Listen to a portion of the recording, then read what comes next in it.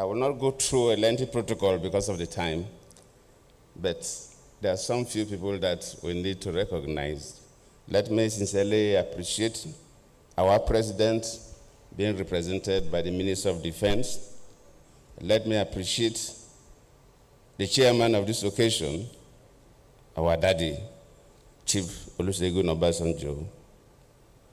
Let me also appreciate the person who brought us here and the wife, General Irabo. Thank you for gathering us to celebrate this book. The keynote speaker, let us appreciate the former NSA. We're happy. And let us appreciate the book reviewer, Bishop Matthew Hassan Kuka. Whenever Kuka is to speak, I'm always pleased because it's more of a scholar than a bishop.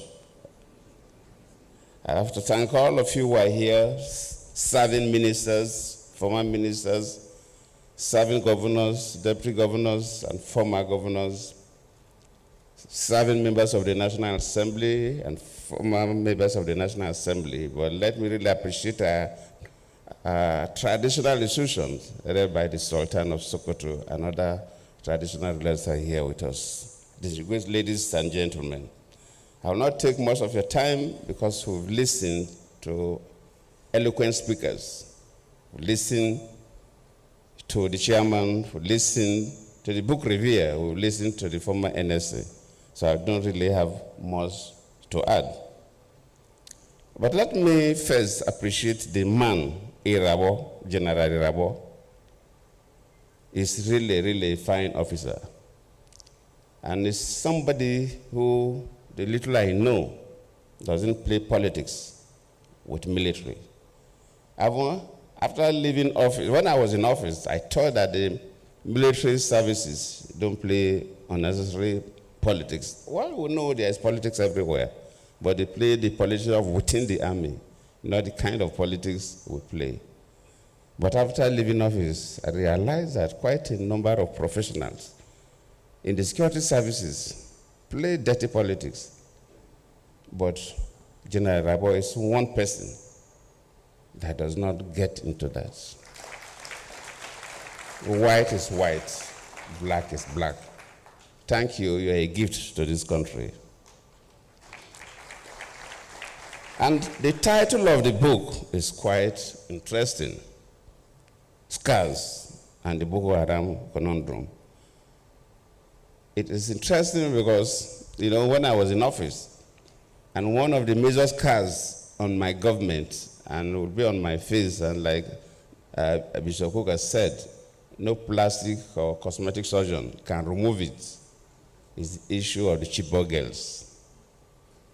It's a scar that I will die with. But later on, people may know a little more details. And that's also to do with the Boko Haram. What do they really want? Of course, our chairman raised the issue when interviewed some of them, and they gave him some perspective. But probably one day, I pray that some of the Boko Haram leaders may be literate enough to document what they have done so that people will really know what they wanted. Because it's like the story of the Nigerian Civil War. If you read one of the books, My Command, I think it's one of the first books that came out from President Obasanjo, because he was there. Then Ojukwu wrote his own, Because I Am Involved. So when those who were involved in something say it, you get a different perspective. If you go through a research, interview a lot of people, yes, you'll get part of the story, but you will never get the full story of the Boko Haram. Because I was there. The Boko Haram started 2009 when I was the vice president to late Yaradua. Of course, I took over 2010 for 5 years, battling with the Boko Haram until I left. I thought that immediately I leave, within a reasonable time, late General Buhari was going to wipe them out, but till today, the Boko Haram is still there. So the issue of Boko Haram is a little more complex than sometimes we can Joshua. In 1999, when President Goodluck became a president, we had some issues in the Southwest. But government was able to bring it down because there was a clear focus, there was clear reason, and government was able to. Then we had issues in the Niger Delta. And when I became the vice president, one of the major things I did was to visit the most dangerous camp of the militants in the Niger Delta. I remember when we flew down to Warri, by the time we got to the waterfront to take boats to that camp, they sent information to us that anybody following me must not carry a weapon. My ADC, my CSO, that nobody should carry a weapon. In fact, the Commissioner of Police of Delta State said, Vice President, no, you will not go there. The State Director of SSS to say, no, I will not go. I told them I will go. So even my officers, my ADC, my CSO, and so on, they handed over their guns to the CP and the SDS of Delta State, and none of them carried a weapon. When we landed at the camp, these boys lying up one this way, one road this way, with their assault rifles, just facing the bush, not even looking at my direction as if there was nothing happening. We marched through them, we passed through them, sorry. We had a meeting with their leaders and so on. We had to spend almost 1 hour there. When we came back, that was the beginning of solving the Boko Haram, the Niger Delta crisis. And we're able to get through. At least now, there's a reasonable pace in the Niger Delta. If you, like Bishop Kuka mentioned, the 82 and 83, when we have the Maitasine religious crisis in this country.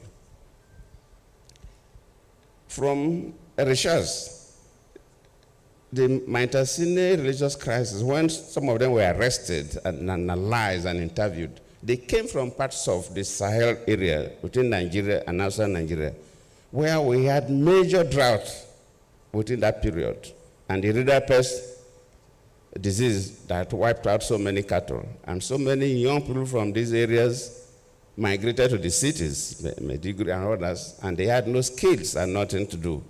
And they were able to be recruited and cause havoc. Luckily, it was a military government then, so when the military intervened, they were able to bring it down because there was a clear reason, a reason of young people who were looking for survival, but they had no skills, and so on and so forth. So if you put all these things together, you begin to say, this Boko Haram, why is it that from 2009 till date, we've not been able to resolve the crisis of Boko Haram? So just like Bishop Kuka tried to raise some fundamental issues. Yes, we need to approach it differently. The issue of carrots and the stick may be adopted. And yes, probably they need certain, but if you look at the weapons they use and you value the weapons, then you know that these are not hungry people. So the soldiers that sometimes capture some of the weapons will see better. But the weapons they use, the ammunitions they use, sometimes they even have more ammunitions than our soldiers. So it doesn't show that they're hungry people. And where are these guns, sophisticated weapons coming from? And you begin to see that the external hands are also involved, especially when I was a president. So it's a bit complex. And it's not a matter of a single story.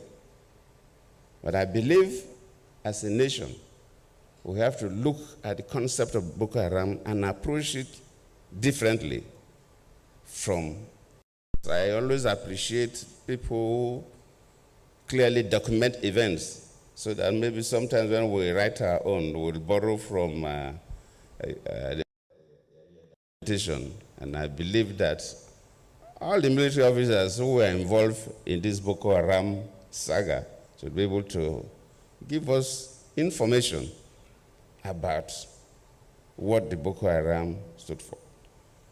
If it is only about hunger, because we tried different options, I don't need to give a sermon. It will look as if I am trying to defend my own government. That will come up later when we will document, we'll write our books. But I believe we took different options, we set different committees. We tried our best within that 5 years that I was there. I believe late Buhari too must have tried his best, because one of the committees we set up then, the Boko Haram nominated Buhari to lead their team to negotiate with government. So I was feeling that, if they nominated Buhari to represent them and have a discussions with the government committee, then when Buhari took over, it could have been an easy way to negotiate with them, and they would have handed over their guns, but it was still there till today. I believe the government, luckily the defense minister is here. The service chiefs all are represented here. I think we will need a slightly different approach, and God willing, we will be able to resolve this crisis. I thank you all.